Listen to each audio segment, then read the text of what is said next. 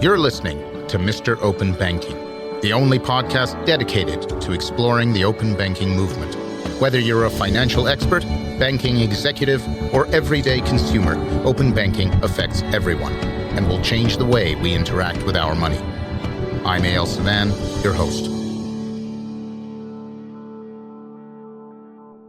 This episode is brought to you by Axway, leaders in enterprise integration for over 20 years. The introduction to our show includes the line, "Open banking will change the way we interact with our money." A bold claim, to be sure. Each chapter of Mr. Open Banking approaches that claim from various angles, often from the perspective of regional happenings, technical standards, or philosophical goals. However, on this episode, our extra-long season finale, we go at it head-on. To understand how our interaction with money is being forever changed, we need to peel apart the key concepts embedded within our claim, namely money, identity, and open banking.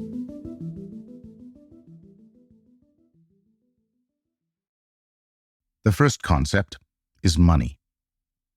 All too often, the idea of money is something we take for granted, an axiom for a medium of exchange. But money is so much more than just coins or paper. Money is a promise we all make to each other every single day. It isn't just how we use it that's changing, it's the very idea of how such a promise is made and kept. As it has many times before, the form and function of money is shifting beneath us in ways we are only beginning to understand. Yet understand it, we must. The second concept is identity. Similar to money, the idea of identity is often taken for granted. After all, you know who you are. You have a name, an age, a profession, a citizenship. You share this identity with others through identification, like a driver's license or a passport. But in the digital world, where we increasingly live our lives, such fixed forms of identity start to fall apart. Online, you can have many identities, each made up of unique collections of characteristics, each with varying degrees of anonymity. Digital identity is proving to be quite different from identity in the physical world. The third concept, the one we talk about most on the show, is open banking. Like the other two concepts, open banking is often painted into a narrow frame. On its face, it simply makes it easier for banks to trade data, often backed by regulation and with the consent of customers. But in the large, it aspires to provide something more, especially in combination with entirely new forms of money and identity. When it comes to exploring the interplay between digital money and digital identity, one would be hard-pressed to find someone more knowledgeable than David G.W. Birch. An internationally recognized author, advisor, and commentator on digital financial services, David is often a keynote speaker at industry conferences and international events, a featured guest on business and finance television programs, and a regular contributor to prominent financial publications, including Forbes and the Financial Times. In 1986, he helped found Consult Hyperion, leading to a decades-long career in technology.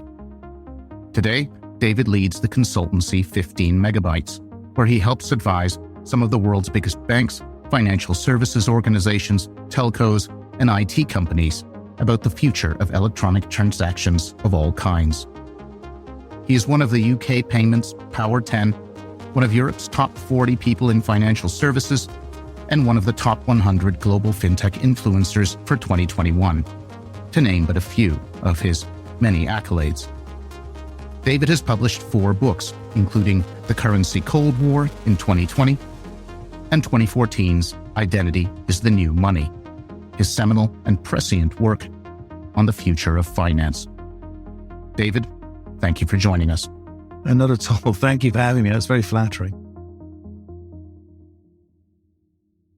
The 2 big subjects you cover are digital money and digital identity. Over the course of this discussion, we'll try and cover both of those and then attempt to tie them both back to open banking. Let's start with money.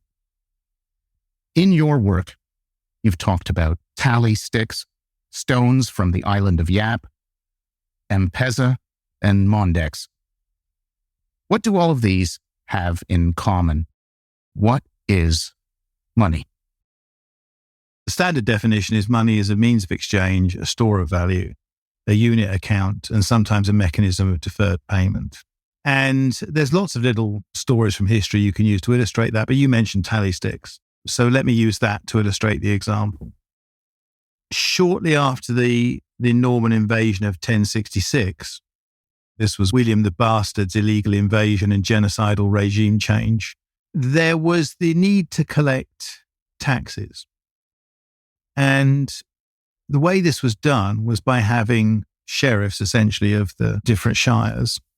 So the question was, how could you record how much tax was due in a society that was largely illiterate? And the way that this was done was actually quite ingenious. And this was the tally sticks. So what people would do is they would record the amount of tax due as notches, essentially, on a wooden stick. And then they would split the stick in 2, and the king would keep one half of the stick, and the sheriff would take the other half of the stick. And so when the taxes became due, the sheriff would show up with the money and his half of the stick. You put the 2 halves of the stick together, and you have pretty unforgeable proof that this is the right amount of money. And that was actually a pretty good system. But quite often, kings don't want to wait for the taxes to come in because they need to spend the taxes on something urgent, invading Scotland or whatever's going on. Instead of borrowing money, which they weren't allowed to do or weren't supposed to do, they started to sell the tally sticks at a discount. That's because the tally sticks are effectively a bond. Because you and I know that selling tally stick at a discount is the same as borrowing money at interest, but fortunately, God wasn't as good at economics, so they could get away with this. So fairly soon, a market began to develop because the stick, which was a mechanism for deferred payment, became a store of value. So merchants would buy the sticks because it was easier to transport the sticks around the country. Soon you had a market that was discounting these sticks in time and space. If I lived in London, for example, and I had a stick for the taxes for Kent, which is next door to London, that would have a smaller discount than taxes that I would have to go a long way away to try and collect. And similarly, sticks that were for taxes that would fall due soon had a smaller discount than for ones that were further away in time. So you had this market develop, and people would start to buy the sticks because they were a convenient alternative to carting cash around the place. They became a store of value. It was a good technology. It was widely adopted, and it was used for a very long time. Now, the discounts on the sticks would vary from time to time, depending on what the kings were up to. And if you thought the king was going to renege on all of his debts, then the discounts would be huge. If you thought the king was going to pay, they'd be small.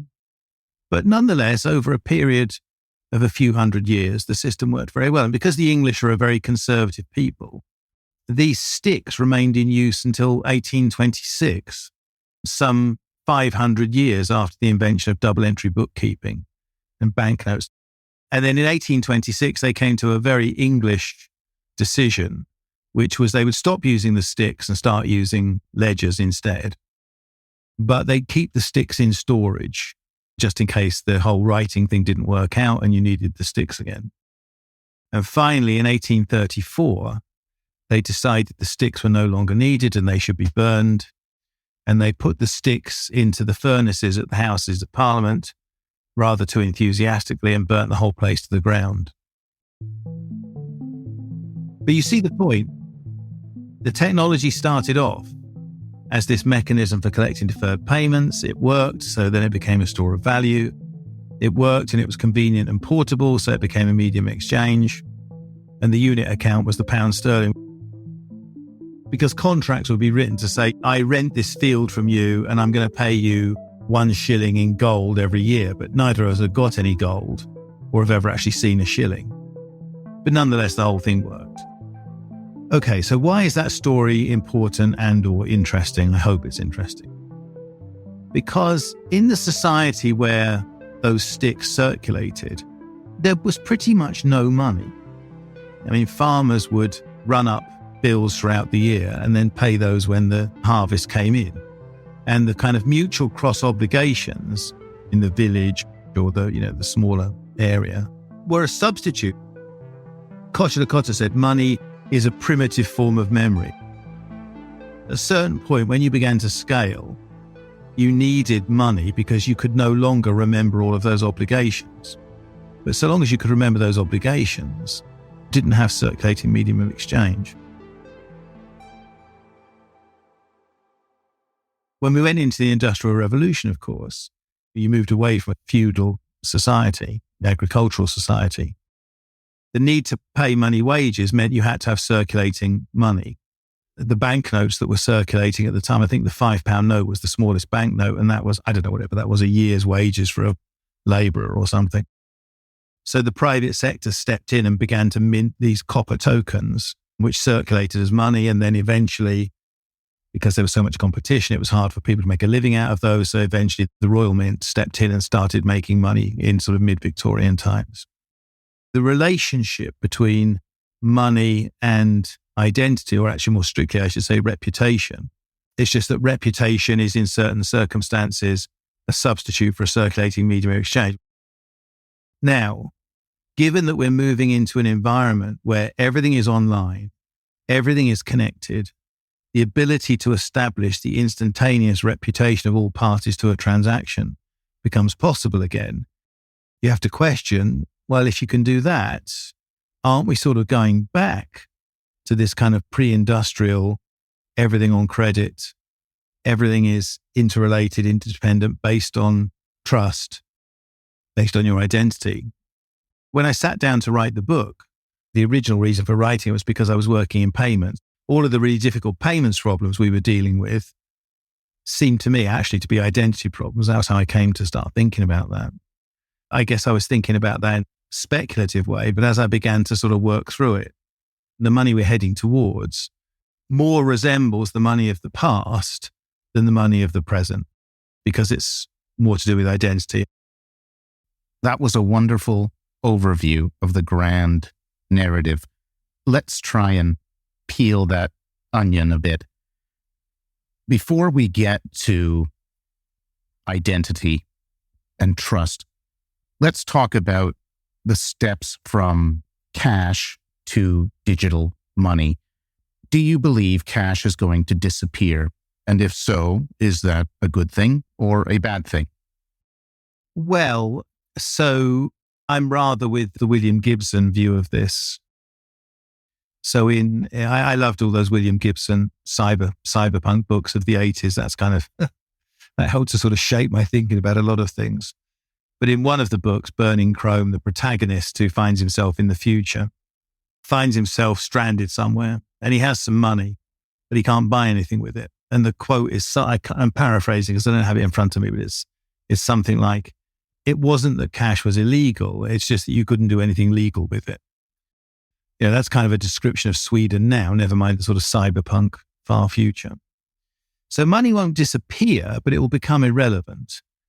You'll have post-functional cash, of course. I mean, you'll still need to pin something to a bride's dress at a wedding, and a mobile phone really isn't going to function that way. So I can well believe that post-functional money will survive, essentially for ceremonial purposes. But for day-to-day use, it will be relevant. Do I think that's a good thing? Well, actually, I do. And I know I'm going to get yelled at by all of the Bitcoin maximalists. Oh, if you don't have cash, then you get spied on and you're an instrument of the state and all this sort of thing. But of course, that's a function of how you design the digital currency. And I think if you look at the experiences of the consulting company that I helped to found, Consult Hyperion, they worked on one of the most successful cash replacements of all time, which is M-Pesa, and also one which failed, which was Mondex. And from both of those, you learn some pretty useful lessons, which I think inform the debate about central bank digital currency. I feel that my opinions about central bank digital currency much more well-founded than some other people's, but it is based to some extent on experience. So will cash disappear? No. Will it become irrelevant? Yes. Is that a good thing? I think broadly thinking it is. I understand all of the arguments which say some people become marginalized or excluded if they can't use cash. And that's certainly a challenge to the technologists when it comes to the design of cash alternatives. But for people who are trapped in a cash economy, these are the people who, if they lose their cash, it's gone. They don't get it back. If I lose my bank card, I don't care. They'll send me another one. I don't lose any of my money. These are the people who get shaken down or robbed. These are the people who don't have access to online good deals. This whole thing about we should preserve cash use no matter what the cost in order to support people who are essentially trapped in that economy, I don't think that's the right way forward. For people who want to use cash for money laundering and tax evasion and drug dealing and bribing politicians and so on, that's a different issue. I certainly think if you look at the figures for the amount of cash in circulation compared to the amount of cash that's actually used for retail transactions, I think those figures tell their own story. I think Bundesbank, if I remember correctly, their figures were that I think something like 9 in 10 of the banknotes that they produce are never used in retail transactions. They're purely for stashing and hoarding. Will the cash disappear? No. Is that a good thing? I think yes. I think we should be able to protect marginalized members of society more effectively than by just giving them cash. You allude to Bitcoin maximalists and different approaches to designing digital currencies, including CBDCs. Can digital currencies be used to embody different types of values? What influences these values, and will this be part of what you call the currency Cold War? That's a good point. So when I say the future looks more like the past, where you had these kind of more local currencies circulating, and actually even in a place like England, if you go back 400 or 500 years, there were lots of different kinds of money circulating because there was English money, there was florins from the continent, there were ducats and gold coins from the Middle East and so on. People were used to having different kinds of money in circulation. It wasn't really a big deal. So when I say that we might be going back towards something like that with more currencies and local currencies that more closely reflect the values of the communities that use them. But local in the metaverse sense doesn't mean the same as in the universe sense. So those currencies used to be based on geographic locality, but of course, in the metaverse, it's a different kind of locality. It's the multiple overlapping communities you belong to. For example, if there's a community that wants to use money with strong privacy, that's one kind of community. If there's another community that wants to use money that's based on gold or commodities, that's another kind of community. There may be communities that want money that reflects values to do with climate change and carbon, or helping to boost local economies, there could be all sorts of different reasons. But the barrier to creating currencies has collapsed because of new technology. So even if you knew nothing about the technologies themselves, you'd imagine that we'd be in a time of great experimentation. The great arrow of time points towards decentralization. When a fantastic new technology for currency is invented, Bitcoin 2.0 or whatever it is, lots of people can create their own currencies. It won't be a question of, using that currency to implement one global currency. It seems more likely to me that people will take that technology and use it to create lots of different kinds of money. It sounds a bit crazy when you first think about it. I mean, why would we have lots of different kinds of money? Why wouldn't we just have a galactic credit or whatever it is they have in Star Wars? But I think the more you think about it, the more it makes sense that there should be different kinds of money to serve different kinds of communities.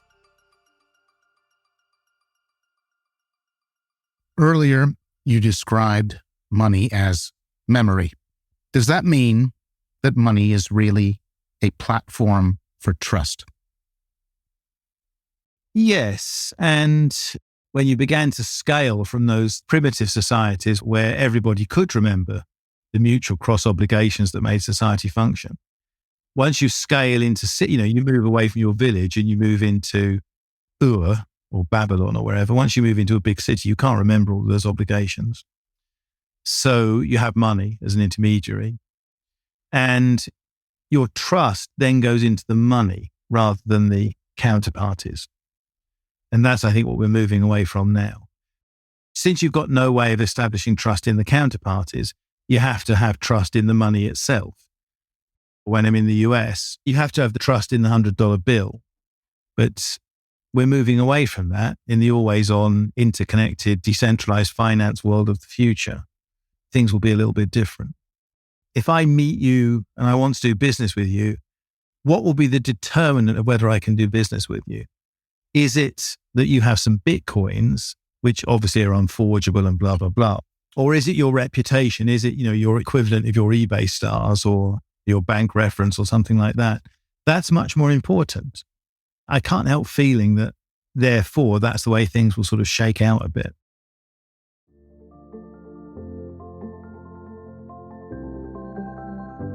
Money is such an integral part of our lives that we often don't give much thought to what it actually is or how it works. In recent years, the rise of cryptocurrencies has very much raised the profile of such questions. But for most of human history, money wasn't nearly so static as it has been for the last few decades.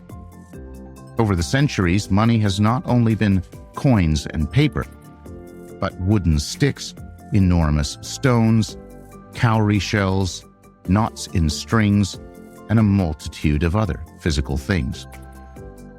As time wore on and civilization spread, it became entirely normal to carry many different currencies from many different lands. This was not the exception, but the norm.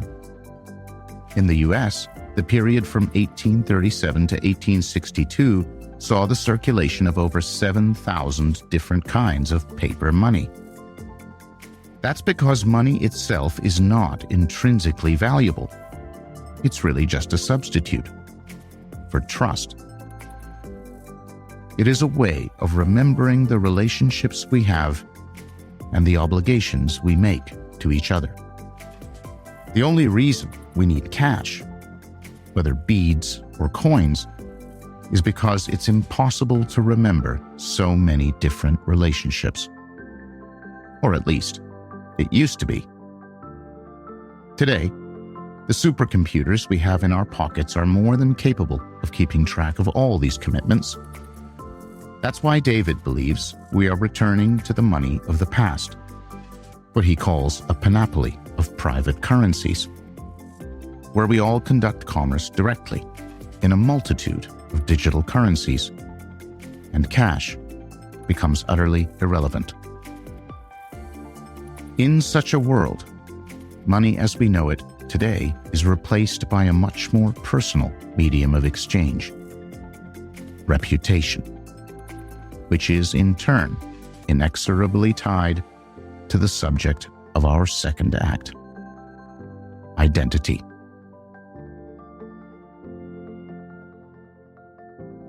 Now that we've discussed digital currency, let's switch gears to the other big subject on our program: digital identity.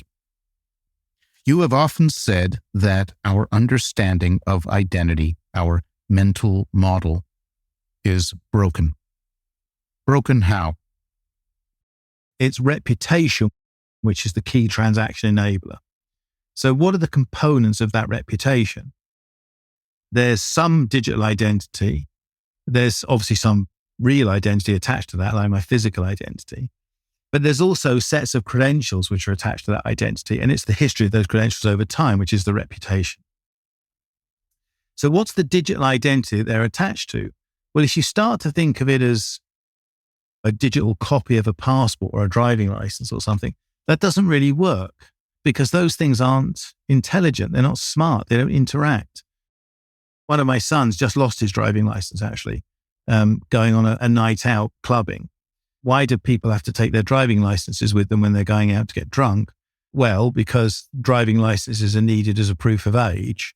So as a consequence, kids take their driving licenses and passports with them on drunken nights out, and you end up with lots of lost driving licenses and passports.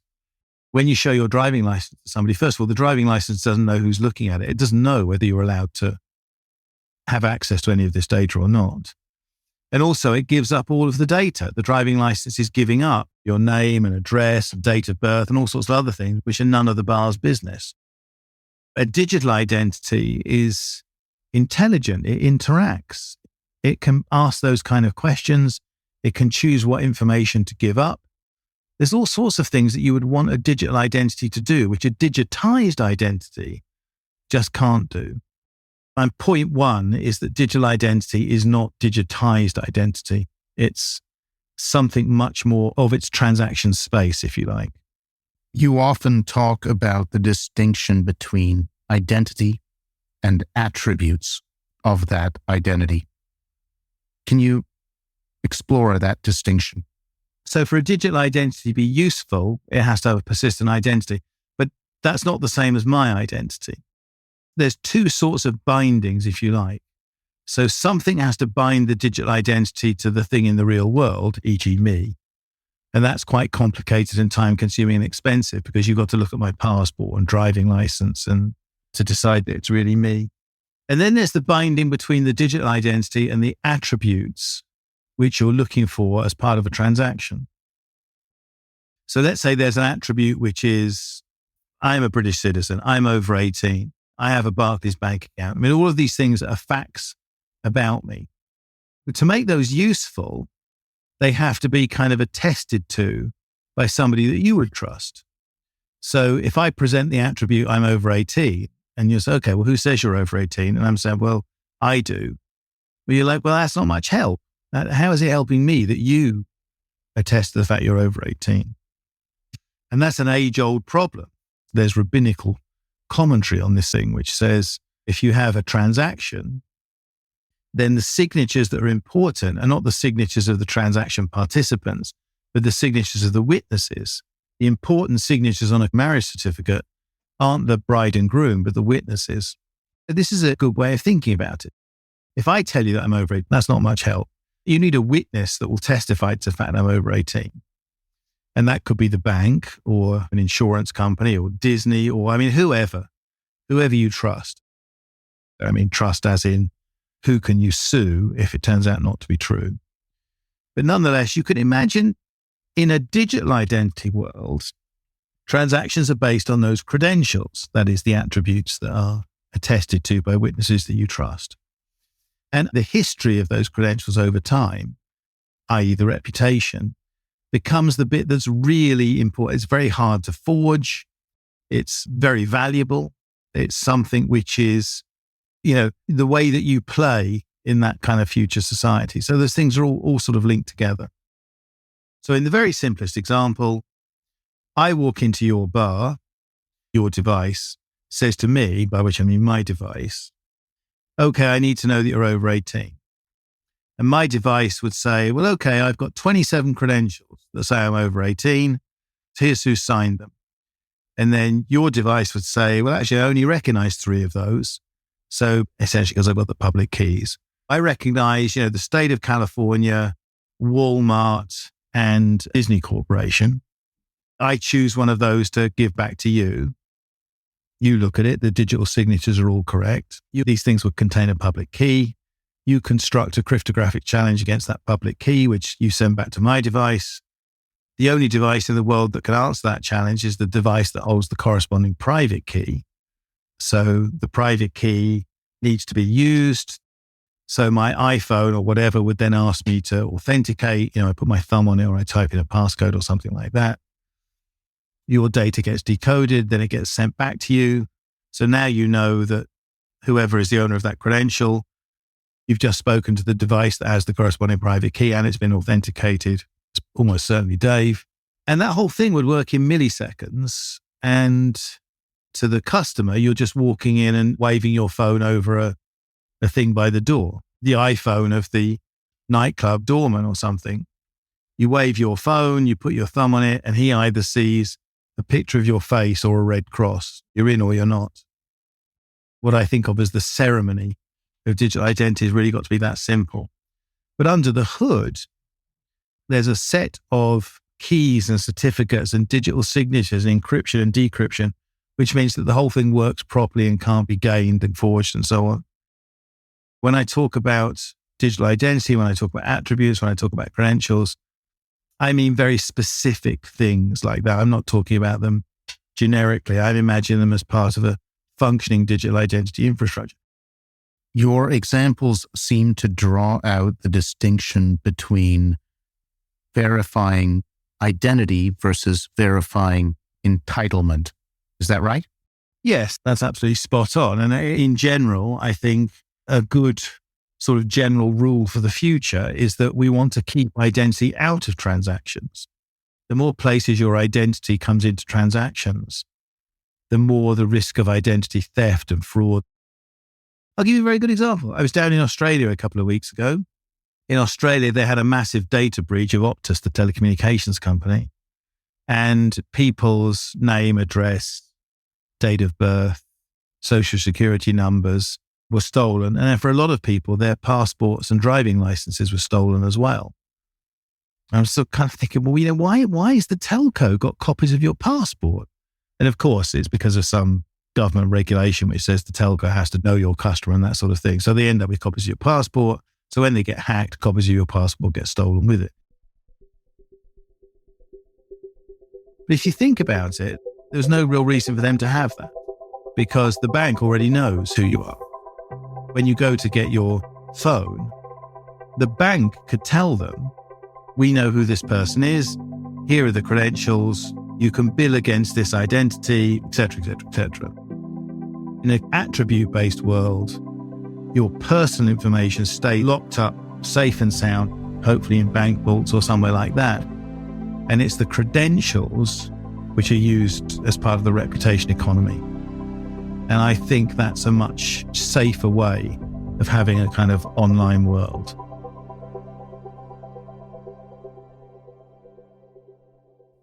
That term, reputation economy, what is more important then? Identity or reputation? Okay, you can't really say that identity is not important. Of course, there are circumstances where identity is important. Sanctions, checking and tracking down criminals, all this sort of thing. But generally, for 99% of the transactions you're involved in on a daily basis, it's your reputation which is the more important factor. I just bought a shirt on eBay a couple of days ago, and I think that kind of illustrates it very well. I haven't the slightest idea who the person I bought the shirt from was. I mean, there's a name there, but I didn't check the name. What I checked was how many reviews have they got and how many stars.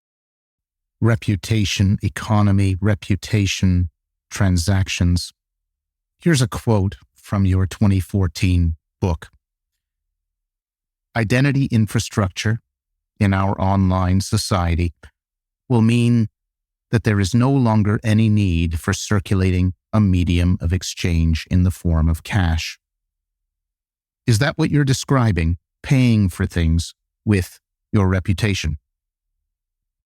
If you imagine a future whereby you have a functioning digital identity infrastructure, so assets and the claims on assets are managed inside that infrastructure, then when we come to execute a transaction, the supercomputer that's the end of my mobile phone and the supercomputer that's the end of your mobile phone can between them work out some basket of assets that needs to be exchanged to settle up the transaction. Like if you and I are doing a deal, you're going to sell me this lovingly hand-painted Dungeons and Dragons miniature.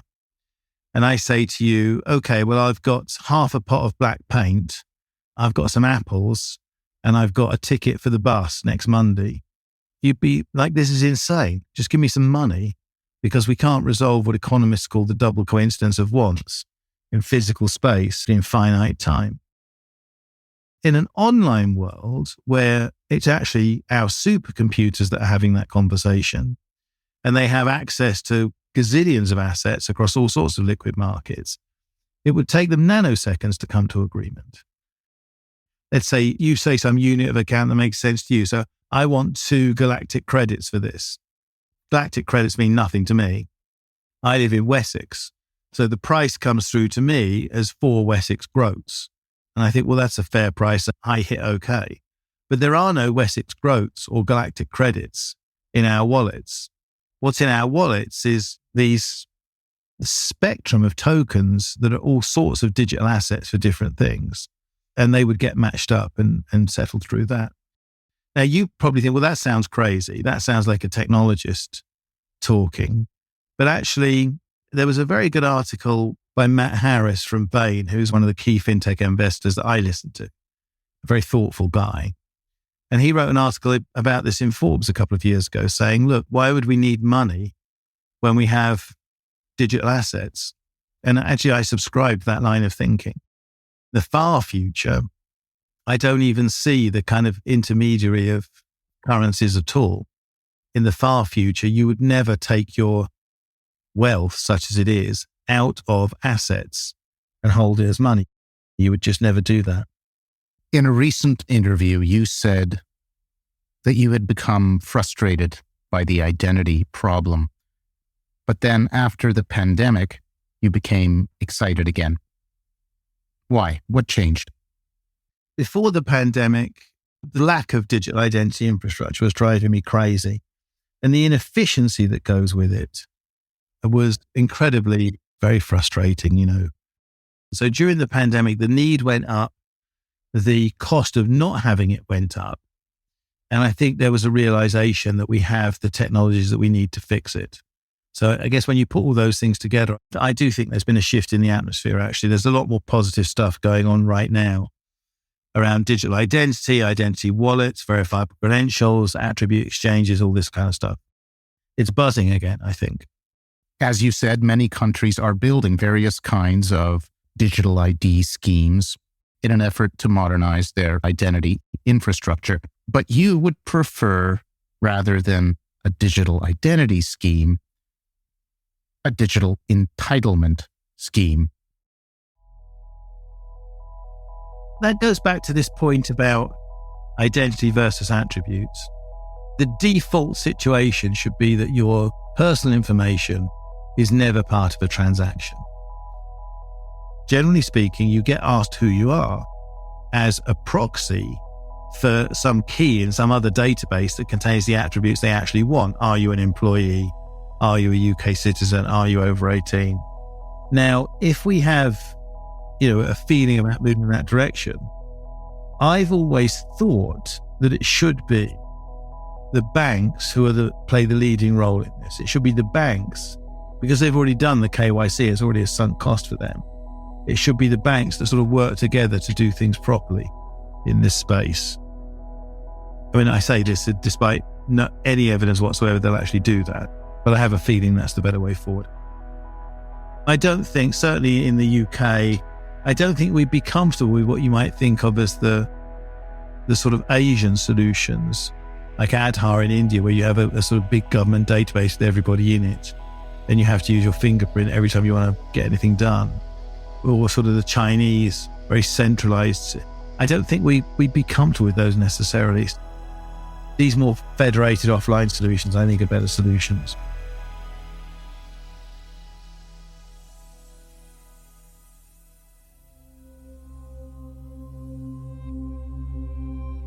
Like money, identity is a concept that is often misunderstood, especially the digital kind. Your identity is not a single thing, but rather a collection of attributes. You could be 18 years old, or a Canadian citizen, or a doctor. When that attribute can be verified by some trusted witnesses, it becomes a credential. And when these credentials are verified over a period of time, that forms your reputation. According to David, it is your reputation that will in fact underpin the currency of the future. More important than your identity, your reputation is what will ultimately determine who you trade with and who will trade with you. If money is a platform for trust, then reputation is what creates value. In a digital world, checking each other's reputation programmatically is trivial. Already today, we are quite used to looking at reviews and star ratings, likes and hearts, driving our decisions on who we'd like to deal with and what we'd like to buy. Having our devices do so automatically is a relatively simple step. Once a reputation is established and the decision to trade made, how the transaction is settled becomes a matter of convenience. Pick your preferred digital currencies or assets from a universe of options, and your device will do the rest. But this begs the question: who will validate your reputation? Who will act as a trusted witness to your credentials and do so in a way that keeps what David calls the ceremony of verification as simple and discreet as possible? More than likely, there will be many such providers, but there is one type of organization that is uniquely well suited: banks. It is on that note that David and I move to our third act, an attempt to tie what we've learned about digital money and digital identity to the world of open banking.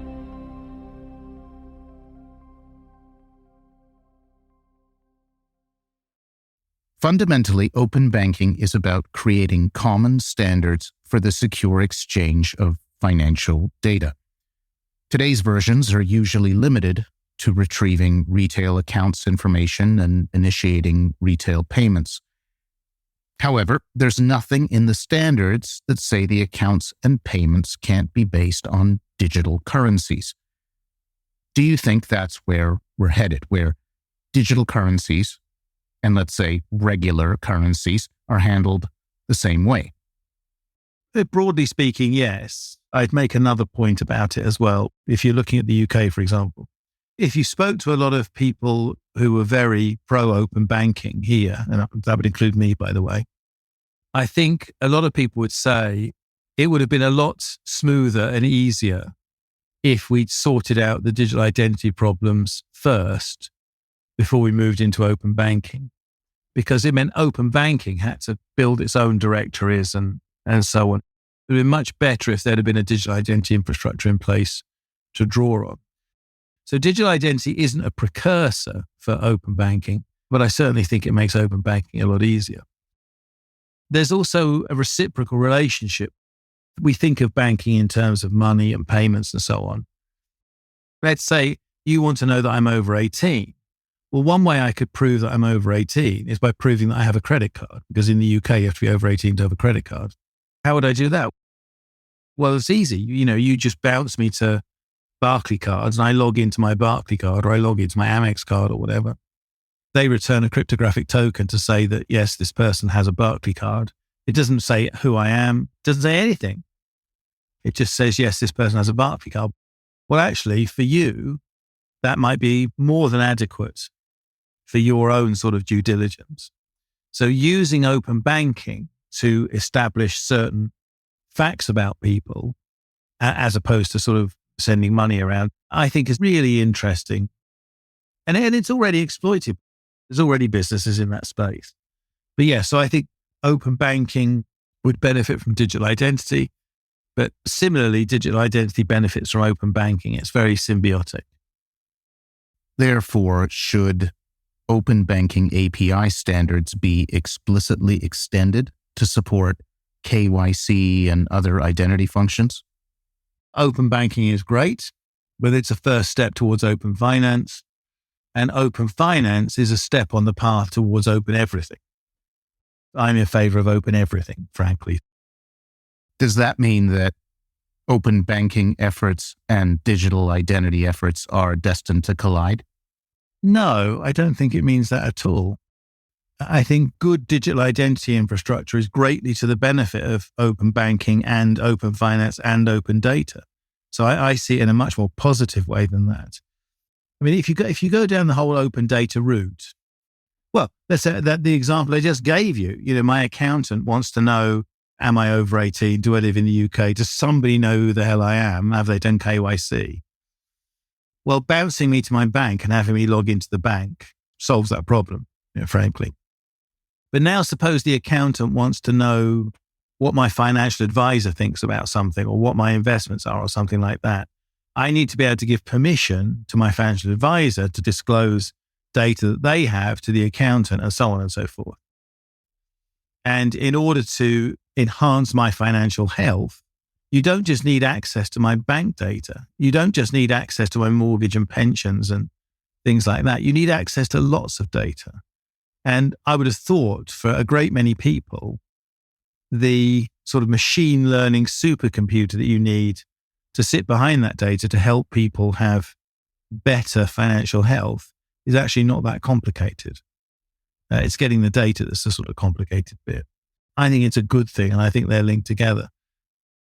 I'd actually go a bit further than that as well, because I think the open data approach is also a way of dealing with the problem of big tech data hoarding, which I know isn't the subject of today's discussion. But I think an added benefit of going down that route would be to do something about that. And that would help to grow the data economy overall, in my opinion. So, no, I don't think there's a collision at all. I think they're very supportive, mutually supportive. Perhaps rather than the word collision, the word merge might be more accurate. Do you see them merging? I think you could say, can you see these co-evolving? I think the answer to that is yes. Does this then position banks as custodians of identity, or perhaps even custodians of reputation? And what would you say to those who perhaps think the role is better served by someone other than banks? I think banks are the place to start. Is it possible that in the future you might have specialist institutions in that place? Entirely possible. Might it be media companies or social media companies, or might it be retailers, or I don't know, it could be anything. I don't say I'm such a genius that I know that banks are absolutely the best place for all of this. I just think banks are certainly the place to start, in my opinion, which I think is a slightly different claim. What is the role of consent in this discussion? How does it relate to entitlements? So in some cases, you need to actively give your consent for an entitlement to be shared, because I might have an entitlement which says I'm a member of some minority community or something, and I don't want you to know that. I might not want you to know that I work for Accenture. There's all sorts of things that I might not want you to know. And so therefore, if you ask for them, I should have to give my consent for those entitlements to be presented. On the other hand, there are some override. If you're law enforcement and you've got a proper warrant, should I be able to withhold consent? Well, probably not, in the interests of a safer and more secure society. There should be some entitlements that can't be withheld in certain circumstances. But the general case is that I should be required to consent. You brought up big tech. Let's go there. In a 2018 lecture on open banking, you posited that there would be unintended consequences, whereby the tech giants, masters of data that they are, would use these new APIs to scoop up as much banking data as they could get their hands on, without giving anything back. Does that mean you believe reciprocity should be a requirement of open banking? Should the GAFAs have to share their data too? Yes, they should. I came to that conclusion from a more technological perspective. In a way, I'm really surprised that big tech hasn't taken more advantage of this. I don't completely understand why. My only sort of slight explanation for it is that a lot of big tech companies are based in America. And so they're not used to dealing with more sophisticated payment and banking infrastructure. They don't have open banking as sort of an essential, integral part of their strategy. That's the only thing I can think of. I mean, I'll give you an example. Like Facebook, with Facebook Pay, you had to sort of link up a debit card to it. I never understood why they don't just link up to your bank account and send the money directly from your bank account to the other person's bank account. That would seem like much simpler to me. Like, what's it got to do with debit cards and debit rails and, all this sort of thing? I think in a world where identity and money are kind of more integrated in that way. So I'm in Facebook and I owe you $10 for a ticket or something. In Facebook, I can just say send $10 and it just goes from my bank account to your account. That seems to me to be quite a good thing, that degree of integration. I don't see a problem with that. Does that mean that big tech will inevitably take all of that stuff over? People say, well, look, big tech demonstrably knows how to deal with big data, and it's not clear that banks do particularly. But also, banks aren't stupid. At some point, they're going to have a strategic vision that encompasses identity and reputation as they respond to gradually shrinking transaction margins on payments and start to look at the value-added services around them. Identity is one of the more obvious ones. So I guess I'm sort of optimistic about that sort of thing, to be honest. One thing we have in common is that we're both trying to steer the ship in the right direction to ensure that the future of money benefits society as a whole. How do we and our compatriots out there make sure that happens? The things that I think are the ways forward, verifiable credentials and this sort of thing. If you work in this space, those things are pretty much part of the landscape. But actually to the regulators and the legislators, those things aren't clear at all. A lot of these things sound sort of quite counterintuitive to them, actually. This idea that you can prove that you're over 18 without disclosing your date of birth must sound a bit odd to them. If you don't know cryptography and things, then how would you know anything about that? I would say, rather than moaning about it, I think the onus is on us to come up with more effective ways of communicating the possibilities. How would we know when we've done better? Well, I suppose the kind of infrastructure I'm imagining, this idea that you walk into the bar and you wave your phone over something and it goes green if you're allowed in and red if you're not, but absolutely none of your personal data is part of the transaction. It's when the ceremonies have reached that simplicity that I think we'll know that we've got somewhere. There are measures you can make.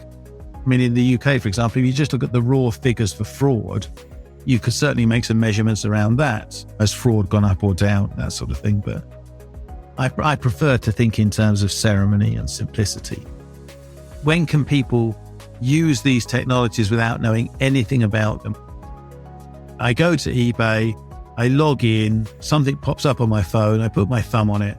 Under the hood, there's some incredibly powerful cryptography to stop me from being impersonated or ripped off. But I don't know anything about it. I think that's what I'd like to get to.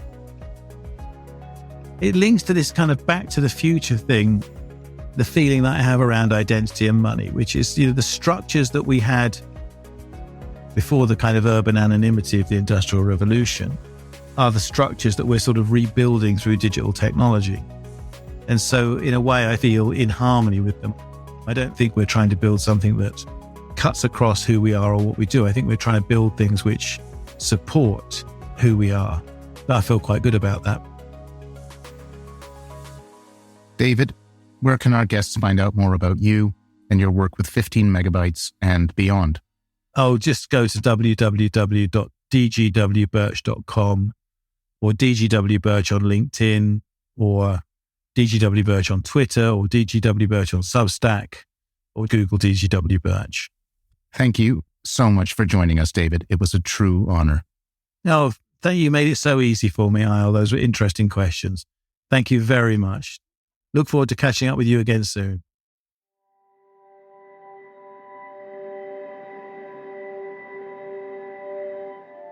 On November 9th, 2022, just weeks after acquiring the social network Twitter, Elon Musk introduced a revised version of Twitter Blue, a service which displays a blue checkmark beside accounts whose identity has been verified. Previously, the service had only been available to celebrities, politicians, and journalists. So opening it up to the public was a big step. The problem was that Musk offered the blue checkmark to anyone willing to pay $8 a month, without any actual verification. Predictably, this led to a flood of fake accounts, impersonating well-known figures and brands, essentially hijacking their reputation. Advertisers, Twitter's main source of revenue, ran for the hills, costing the company millions. One could not ask for a more direct example of how reputation is becoming money. Despite Twitter's missteps, the idea of having a public identity verification service that anyone could use, rather than just celebrities, remains compelling. In a world where reputation is used as currency, having someone act as a custodian of that reputation makes good sense. What makes less sense is having that custodian be a social network. Banks, by contrast, seem like a much more logical choice. As David says, they already provide identity services, and they already act as custodians of data. Rather than people getting their blue checkmarks from Twitter, Twitter should be getting blue checkmarks from banks. As reputation becomes more and more intertwined with commerce, banks have the payment and account systems necessary to close the loop between identity and money. As we move from open banking to open finance to open data, tech giants like Twitter, Google, Facebook, and Amazon will increasingly be compelled to open up their data as well. Such reciprocity is exactly what the smart banks are counting on. Straddling the worlds of regulation and the free market, they are uniquely well positioned to ensure your data is only shared with those who you've agreed to share it with, and that you get paid for the privilege. Rather than becoming the next generation of data hoarders, banks can strive to become the antidote to the one-sided internet of today. By embracing the business of digital trust, the banks of tomorrow will usher in whole new ways to share data, build reputation, and generate real value. When combined with new forms of money and new forms of identity, open banking becomes the fabric that brings it all together.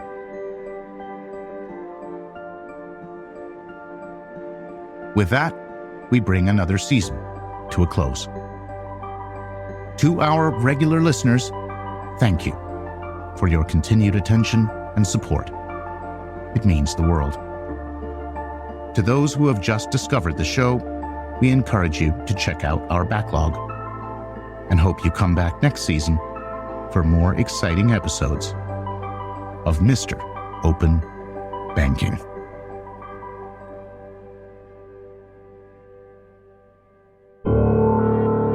Thanks for listening to Mr. Open Banking, the podcast that explores the ongoing evolution of open banking and its impact on our lives. Make no mistake, the rise of open banking is going to change financial services forever, and we will be covering that story every step of the way. This is your host, Eyal and David. Until next time.